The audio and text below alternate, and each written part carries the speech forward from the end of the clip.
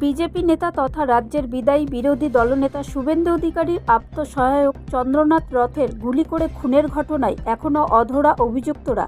ইতিমধ্যে রাজ্য পুলিশের তরফ থেকে রাজ্যের বিভিন্ন প্রান্তে কড়া নজরদারি চালানো হচ্ছে।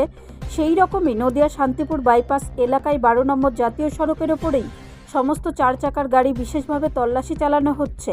সকাল থেকেই একের পর এক গাড়িকে দাঁড় করিয়ে করা হচ্ছে বিশেষ তল্লাশি।